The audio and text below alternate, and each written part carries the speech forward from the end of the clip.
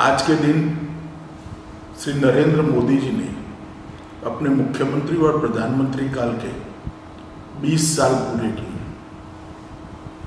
और इस 20 साल का आकलन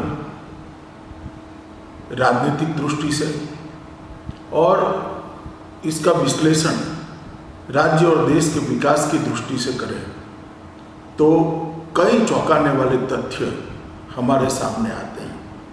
इसके कई डायमेंशन हैं। मैं ज़्यादा बात करना नहीं चाहता, परंतु इतना जरूर कहना चाहता हूँ कि ये 20 साल कुल मिलाकर संविधान निर्माताओं ने जो कल्पना की थी कि मल्टी पार्टी डेमोक्रेटिक सिस्टम की मर्यादाओं के अंदर ही कल्याण राज्य की रचना कैसे हो सकती है, उसको चरितार्थ करने में श्री नरेंद्र मोदी जी का नेतृत्व सफल रहा है।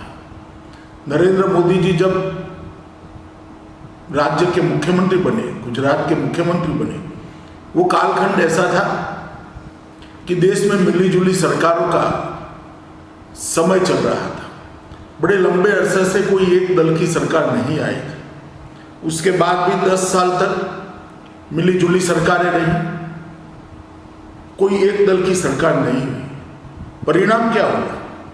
बेहिसाब भ्रष्टाचार, तुष्टीकरण के कारण सुरक्षा के साथ समझौते, रीढ़ की हड्डी बगैर की विदेश नीति और गरीब कल्याण की जगह गरीब को वोट बैंक समझकर चलाने वाली अर्थनीति। इसके परिणाम स्वरूप देश के अंदर एक प्रकार का लोकतंत्र के अंदर देश की जनता में अविश्वास जन्मा था कि क्या मल्टी पार्टी डेमोक्रेटिक सिस्टम के अंदर ये संभव है कि हमारे संविधान निर्माताओं का स्वप्न जो था कल्याण राज्य की स्थापना का वो पूर्ण हो सके।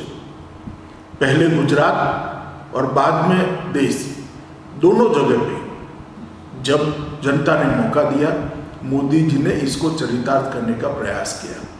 गुजरात के अंदर जीरो डेफिसिट बजट दिए, सब पीएसयू को प्रॉफिट में लाकर पीएसयू भी अच्छे से चल सकते हैं ऐसा विश्वास जगाया।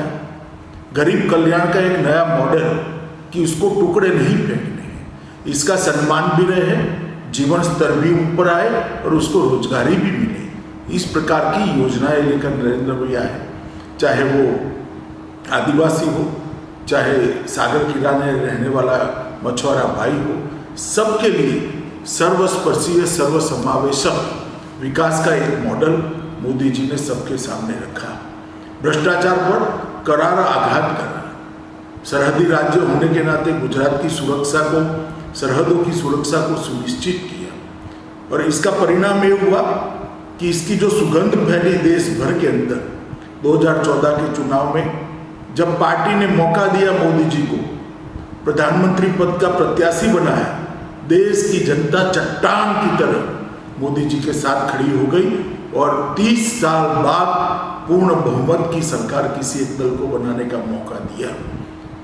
एनडीए की सरकार बनी और पहली बार पूर्ण बहुमत के साथ किसी गैर कांग्रेसी दल का नेता इस देश का प्रधानमंत्री बना और बाद में प्रधानमंत्री के नाते 60 करोड़ गरीबों के कल्याण के लिए पीछे मुड़कर मोदी जी ने कुछ नहीं देखा। उनको वोट बैंक समझने की जगह उनके प्रति संवेदना से, अनुकंपा से और उनका हाथ पकड़कर ऊपर उठाने के लिए सरकार आगे आई। उसको घर दिया, उसको बिजली दी, घर में गैस का सिलेंडर दिया, शौचालय दिया, बिजली दी, स्वास्थ्य सेवाएं दी, किसान को हर साल 6,000 रुपया दिया, किसानों के बजट के अंदर बहुत बड़ी बढ़ोतरी की, मिनिमम सपोर्ट प्राइस को स्वामीनाथन कमीशन के रिपोर्ट के बराबर कर दिया।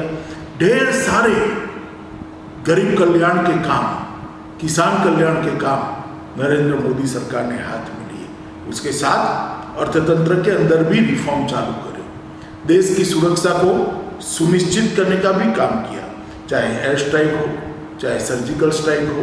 ढेर सारे कदम उठाकर दुनिया भर में ये बात को प्रस्तावित कर दिया कि भारत की सीमाओं को हल्के से नहीं लिया जा सकता, भारत की सुरक्षा पर कोई सवाल खड़ा नहीं कर सकता। बड़ी से बड़ी ताकत को आंख में आंख मिलाकर मोदी जी ने जवाब दिया जब हमारे सीमाओं के अतिक्रमण का सवाल आता था। एक मजबूत विदेश नीति की नींव डालने का काम किया। आज़ादी के बाद पहली बार दुनिया को अनुभव कराया कि 130 करोड़ का देश इसको कोई हल्के से नहीं ले सकता। एक और तो सबके साथ रिश्ते भी सुधारे और दूसरी ओर जहां पर फर्म स्टैंड लेने की जरूरत पड़ी, भारत के हित में हो, भारत के लोगों के हित में हो, भारत के गरीबों के हित में हो, वहां पर एक मजबूत आधार वाला निर्णय भी उन्होंने दिया। आरसेप में से निकलना, सर्जिकल स्ट्राइक, एयर स्ट्राइक, ये सारे फैसले इसी चीज को इंगित करते हैं कि हम सबके साथ दोस्ती तो चाहते ही हैं, पूरे विश्व के साथ रहना चाहते हैं, परंतु भारत के लोगों का कल्याण हमारे लिए प्रमुख मुद्दा है।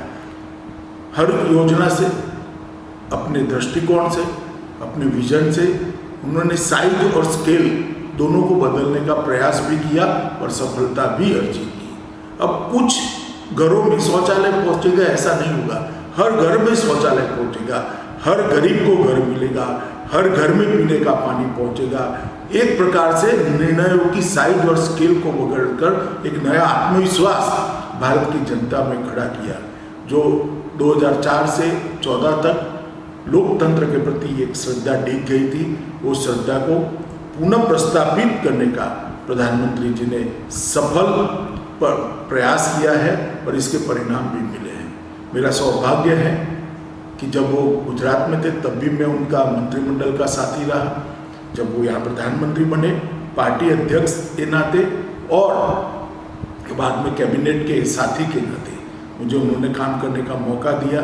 और मैं इतना कहना चाहता हूँ, भारतीय जनता पार्टी के कार्यकर्ताओं के लिए एक गौरव का विषय है कि भारतीय जनता पार्टी का एक नेता आज इतनी बड़ी जन स्वीकृति प्राप्त कर कर देश के कल्याण के प्रति समर्पित जीवन जी रहा है।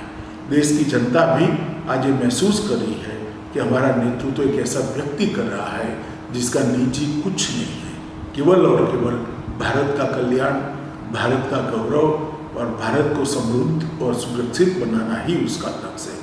हम सब आज के दिन प्रभु से प्रार्थना करते हैं कि लंबे समय तक श्री मोदी जी हमारा नेतृत्व करते रहें और भारत का नेतृत्व करते रहें, यही ईश्वर प्रार्थना है। नमस्कार, मैं हूं मानक गुप्ता। अगर आपको हमारा ये वीडियो पसंद आया हो तो इसे लाइक और शेयर जरूर करें और हाँ, हमें सब्सक्राइब और फॉलो करना ना भूलें ताकि आप देश और दुनिया की कोई खबर मिस ना करें। तो जुड़े रहिए हमारे साथ और देखते रहिए न्यूज़ 24।